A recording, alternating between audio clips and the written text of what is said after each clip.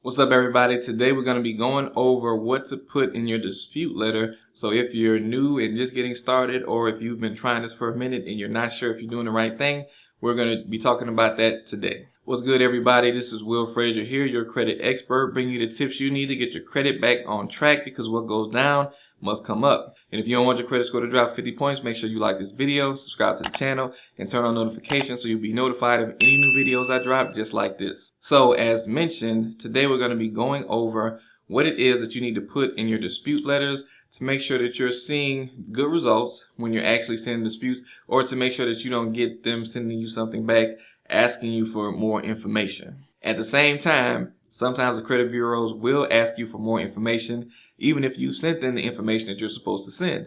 That is just a default or error on their end, and sometimes they do it on purpose. But we're going to make sure that there is everything that needs to be in your letter in there initially, so that you can at least know that you've done all of the right things that you're supposed to do when you send off your first disputes. Now, just so you know, if you want some templates already done for you, I do have a 25 dispute letter pack that you can get down in the description below, and that can be, a few letters that you can use while trying to get your process started with sending out disputes. In there, you'll find disputes that you can send to the credit bureaus as well as directly to creditors, or collection companies rather. So go ahead and check that out in the description. If you wanted more letters than that, I do include 93 dispute letters in my course, the Boost course, to help you get, more templates that you can use in more situations, but also you can get information that you need to make sure that you are doing everything that you need to do to be disputing properly, because there's more to it than just having a template letter. And using the information in that course will definitely increase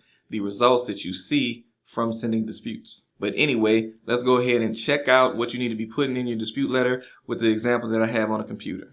Okay, now before we go straight into the dispute letter and showing you what it says, I wanted to kind of show you things that you should not do when you are sending disputes that I believe that most people end up doing when they're trying to come up with a dispute on their own.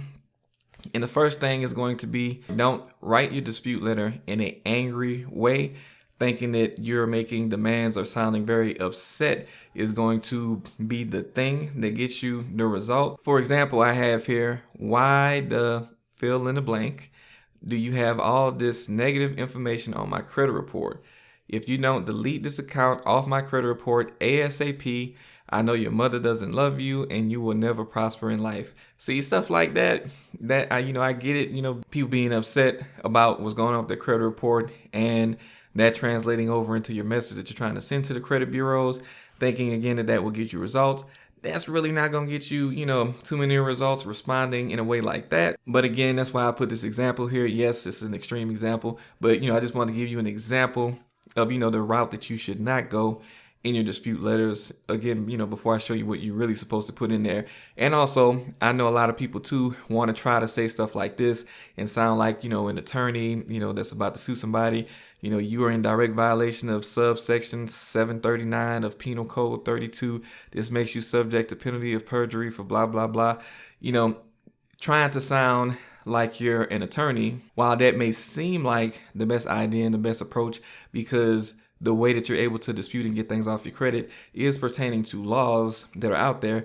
However, one problem that you will encounter with that is the fact that they know at the credit bureaus that most consumers don't know these laws. They know most consumers won't just readily go look up the laws and dig deep and, really be providing the section numbers and all of that stuff and going into deep detail about the stuff that's on the credit report, or the stuff that's in the laws. So they know most consumers don't do that and they don't talk like that. So when they see stuff like that, that's going to get you marked as, usually frivolous dispute, and then they won't investigate your dispute because they actually know that usually if it's something like that, they suspect that it's a credit repair company.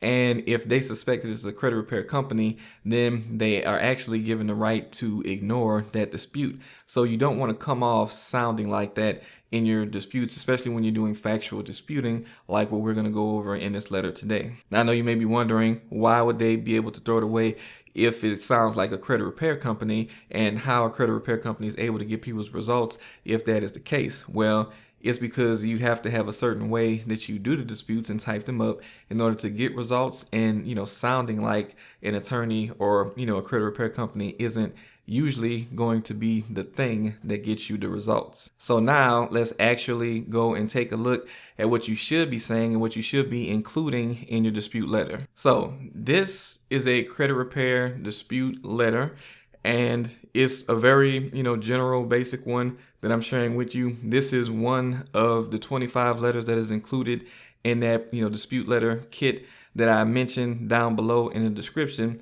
So, it's this as well as other letters in there for late payments, different type of discrepancies on a credit report or with account information. So, be sure to check out that 25 dispute letter packet that's down in the description. But again, this right here is going to be how you want to initially, start off your dispute. You want to put the name of the credit bureau that it's going to. You want to put the address of the credit bureau that it's going to. And of course, you want to put, city, state, zip. That's all a part of the address. Now, you also, of course, have to put your name, your legal name that is on your driver's license. You want to put your address, your current address where you want to receive mail at. If you have an address that you cannot receive mail at, then you don't want to put that address there. Or if you don't want a certain address on your credit report, you don't want to put this address here, especially if you're trying to update your personal information on there as well. And there's another video that I'll get into that explains the benefit of, dealing with your addresses. But basically, you put your city, state, and zip, put your birthday on there and your social security number. Now, when it comes to sending out letters, you're going to have the ability to send letters to the credit bureaus, to collection companies, and to your creditors. Creditors will be the original person that you got this form of credit from. Now, what you want to do and say is going to vary based on who you're sending this information to. And there are certain things that you want to include and don't want to include when you're sending letters to specific parties, whether it be the credit bureaus, the collection companies, or the creditors. There are different laws that govern what you can use in your letter, depending on if you're going to the credit bureaus, the creditor, or the collection company. So all of these things come into play when you're trying to decide what it is that you're going to say. And that's one of the benefits of, structuring the letters that I have in the library. I put them in a way so that you would be able to already have information included in the letter, which would be something that is under the laws that deal with letters that go directly to that specific party that you're sending the letter to. So right here, because this one goes to the credit bureau, you would put your full social security number, but you would not put your social security number on anything going to, say, a collection company, and maybe not the creditors, but sometimes maybe so. But you definitely don't want to put that on a letter to a collection company, that's for sure. Now, of course, you want to date the letter, especially so that you can keep it relevant to the time that you're sending it and then receiving it, and anything that you want to do with that as far as it being certified or not, because sometimes you may want to send a letter certified just to make sure that you know that they received it. That's not always a necessary thing. Whenever I send letters, I don't always certify them, but in some situations you may want to certify them. Usually you would want to do that if you're going to a collection company, not to the credit bureau. But that is something that is, an optional thing that you might do depending on who you're sending it to, or if you just want to know when every letter has arrived. And right here you can see we started off with Dear Credit Bureau Name, so Experian, TransUnion, Equifax. Whoever it is, you're going to put that name right there because you do want to include that. You also want to include the account number and name of the company that you are actually talking about that is on your credit report. So you would want the account number off of your credit report that you see, whatever you see there under that company's name, and you want to put that company's name there so that they can know what account you're talking about. And you may have multiple account numbers with the same company, so of course that's why you definitely want to have the account number next to the account name. And now everything that's going to be in this letter, you don't have to do word for word, but this can give you a good general idea of what you should be saying. So right here you can see I put, I recently obtained a copy of my credit report from your service and found the following items to be in error. And then right here, got the creditor name listed again with the account number. And going further, according to Section 611 of the Fair Credit Reporting Act, and most people want to go to Section 609 because you've probably heard of a 609 letter, but there are several sections of the Fair Credit Reporting Act which have useful information. 611 has very useful foundational laws that you can use to request certain things or call upon certain actions within a letter. And now you can see here that I mentioned Section 611 of the Fair Credit Reporting Act, but I did not go into detail on just being real quotey or quoting a lot of things from the law specifically. And I'm going to show you the law too so that you can see where this is coming from. But I just really quoted that section, and I say this in the Fair Credit Reporting Act. So, it's very, very simple, very basic. I'm requesting that you reinvestigate those items indicated and promptly delete any unverifiable, inaccurate, or outdated information from my credit report. In addition, I'm requesting a description of how the investigation was conducted, along with the name, address, and telephone number of anyone contacted for information. Furthermore, if there is a change in my credit history resulting from your investigation, I am requesting that an updated report be sent to those who received my report within the last 2 years for employment purposes or within the last 1 year for any other purpose. In addition to that, please send me an updated copy of my report and notification that items have been deleted. I will consider 30 days a reasonable time for your re-verification of these items. Thank you for your prompt attention to this matter. Thank you for your time, your first name, last name, and your social security number. Now, also, when you go into the credit bureaus, you want to make sure that you always send in proof of identity, proof of your address, and proof of your social security number. So your social security card, your driver's license. If your driver's license has the current address on it, that can suffice for proof of address. But other than that, if your current address isn't on your driver's license, you would want to include something like a bill or a picture of a bill that would show your name and that address that you want to use to prove your address. If you don't have a bill at the address that you live currently, then you might want to get your phone bill. You might want to get a bank statement with that updated address, or just any piece of mail, secondarily to you having a utility or something like that to send for proof of address. Now, before I get into that 611 law and give you more details on why this letter says what it says, also know too, when you send in that proof of identity, proof of address, proof of social to the credit bureaus, sometimes they might still send you back a request for that information. It is because a lot of the systems at the bureaus are automated, and it just happens sometimes. Sometimes they're just stalling and in trying to get you a response to whatever you're trying to do as far as a dispute. But as you're disputing, make sure that you just continue to send in that information with any dispute that you send to the bureaus. Again, do not send that information, the proof of identity, proof of address, and proof of social, to the collection companies. Only send that to the bureaus, and in some instances to the creditors. But now let's go dive into this 611 law in the Fair Credit Reporting Act so that you can get some more insight on why all of this says what it says and how this would be affecting you when you are doing a dispute, and what all the law says about it. Okay, so right here we have a section of the Fair Credit Reporting Act, which is 611, which we referenced in that letter. So I'm going to show you guys what it entails and what it says so that you can see why the letter is structured or saying what it's saying. And this is also how, without quoting the laws exactly, you can put the information into the letter that actually covers the same information that the laws say that you are supposed to do or say that they are supposed to do. So it starts off right here: reinvestigation of disputed information.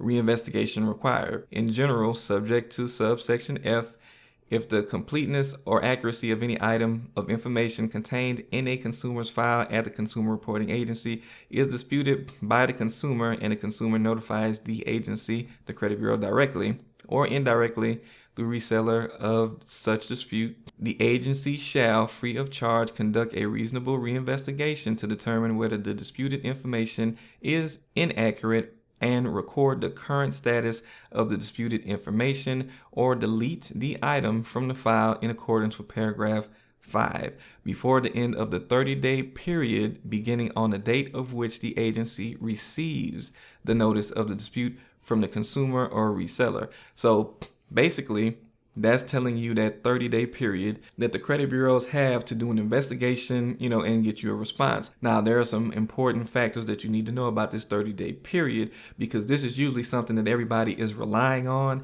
Like, oh, if they don't respond in 30 days, then they have to take it off your credit report. I'm going to tell you, that it usually doesn't happen that way, because you're thinking if you don't receive something in the mail, then they haven't responded within 30 days, and then it's supposed to come off your credit report. Again, it usually does not work that way. Usually, honestly, they complete their investigation within about, maybe 2 weeks on average, and then, you'll see the results elsewhere, even if they don't send you something by mail. But we'll get into that. But usually people are relying on that 30 days, like that's going to be the thing that's going to get them the results. But that is usually not the case, and that is not the cause for deletions that happen. Now, this next part is also going to be very important.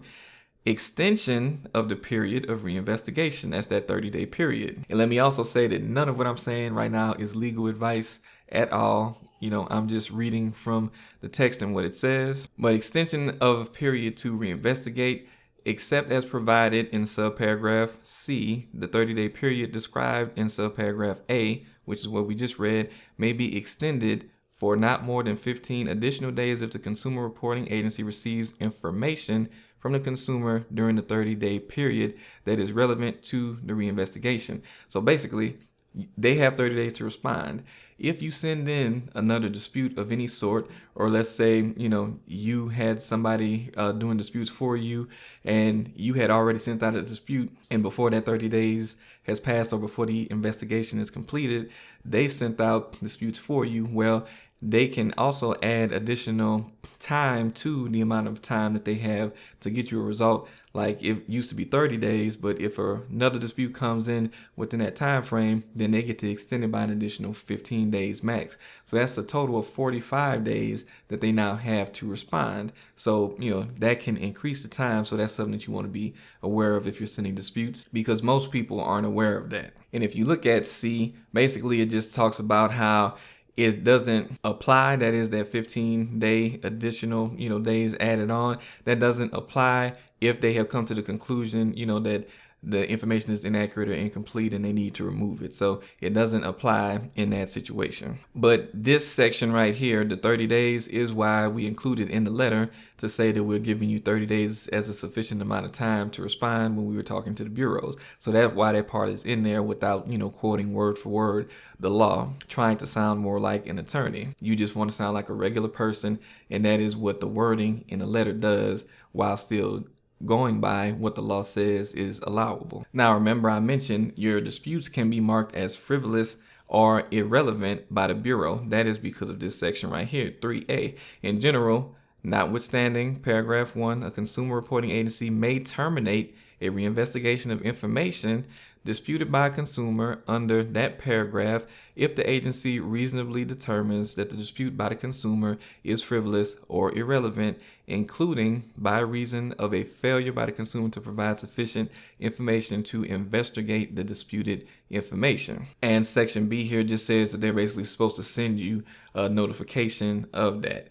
So what this is talking about is basically if they find that you have sent the same thing over and over, then they're going to mark you as frivolous or irrelevant, which is, of course, something that you don't want, because then it's going to really make it hard for you to see results while you're disputing. And there are things that you can do to avoid this from happening. It's not just not sending the same template letter over and over. There's more to it than that. But basically, if they determine that what you're sending is irrelevant or frivolous, they won't process the dispute, and the law allows them to do that. Now, they also mentioned here something about you providing sufficient information for them to do an investigation. Sometimes you may get a letter from the bureaus saying that they need you to supply more information, and most people might think that that is what this is. But the information that the bureaus need to do an investigation is that proof that you are who you say you are, your proof of identity, address, and social, and you telling them what account you're disputing,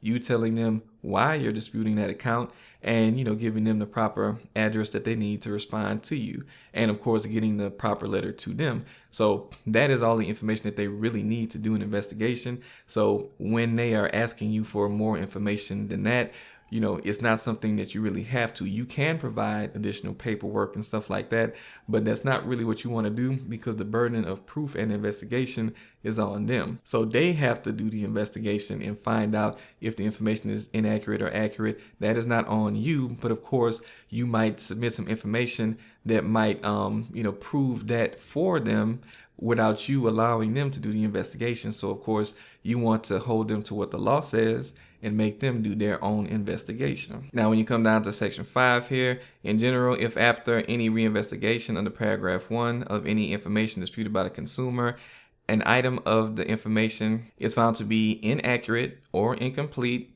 or cannot be verified, the consumer reporting agency shall promptly delete that item of information from the file of the consumer or modify that item of information as appropriate based on the results of the reinvestigation, and promptly notify the furnisher of that information that the information has been modified or deleted from the file of the consumer. So basically this just tells you if the information is inaccurate or incomplete or cannot be verified, they have to remove it. Now keep in mind, y'all, that inaccurate does not mean is the account yours or not.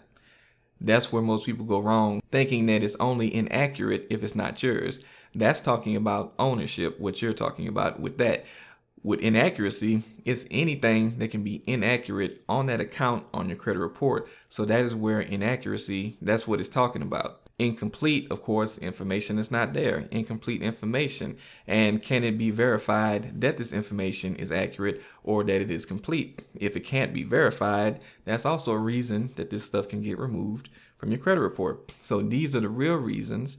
Some of the foundational ways that you can see items be removed by proving or, pointing out things that they have to investigate and they have to see if it's one of these 3 things. Now, there are more laws and there are other reasons that things can be removed from your credit report. None of them really have anything to do with if it's yours or not, or if you have paid it off or not. So keep that in mind, that is what most people think they have to prove to get something removed, but it's really not. There are several different reasons under law that things can be removed. And also that is why that part is mentioned in the letter as well, talking about if it's inaccurate or incomplete, we want you to remove it. All right, now over here in section 6, this is the notice of results of reinvestigation. So this is what you want to see come back to know that the credit bureau has responded to you. And this plays into that 30-day thing where you're trying to make sure that they have responded to you within 30 days. And if not, they're supposed to, remove it if they have not responded.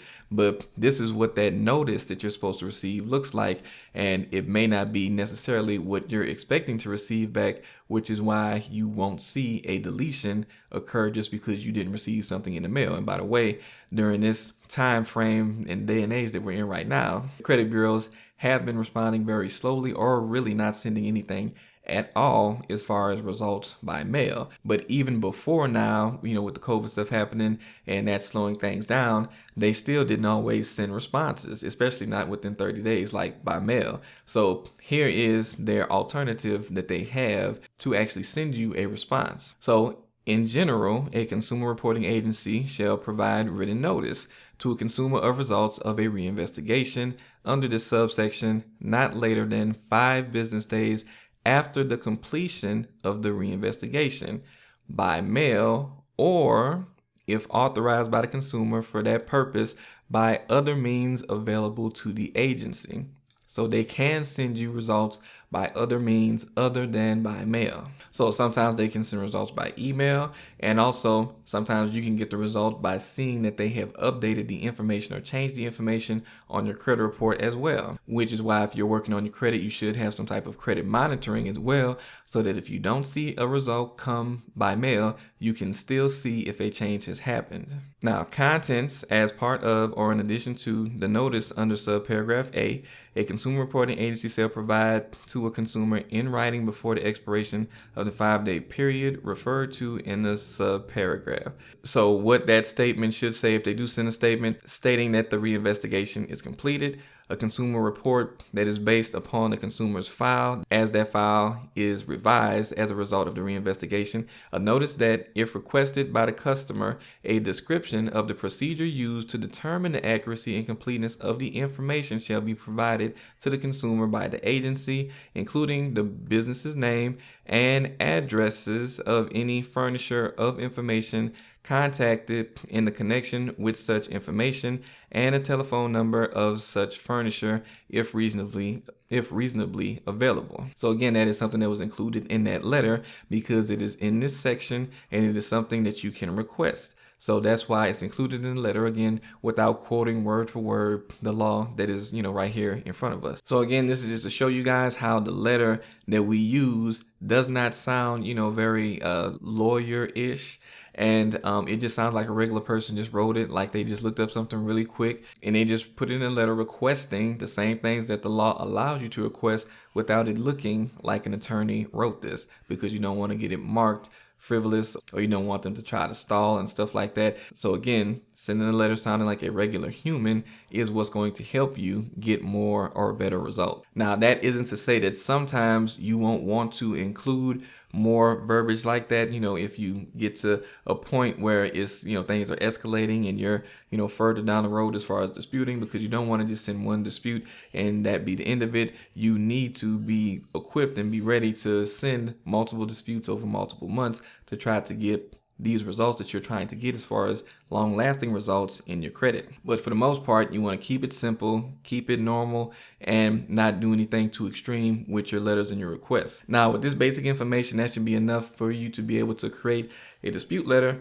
that can actually get you some good results. But there are more things that go into a dispute letter that actually help to increase, the difference that you'll see in the results from that dispute letter. And I do cover more of that information in my Boost course, where I go over everything that you need to know about disputing, and you actually get 93 dispute letters where you can actually have more samples and examples that are already structured like this and ready to go. You just have to customize them and, use that secret sauce basically that you need to add to the letters that I was mentioning that helps to up the results that you would see from a dispute. Now, I hope this information was helpful in getting you in the right direction as far as what to do and where to start with sending out your disputes. If you have any questions or comments, please leave them down below. But don't forget, you can check out more of these sample letters down in the dispute letter kit in the description. And also don't forget, check out the Boost course if you want more detailed information about disputing. If you like this video, make sure you hit the like button on the video, share this with some people that you know need the information, and subscribe to the channel so that you can be notified of any new videos I drop just like this. I thank you guys for sticking around to the end of the video, and I'll see you next time.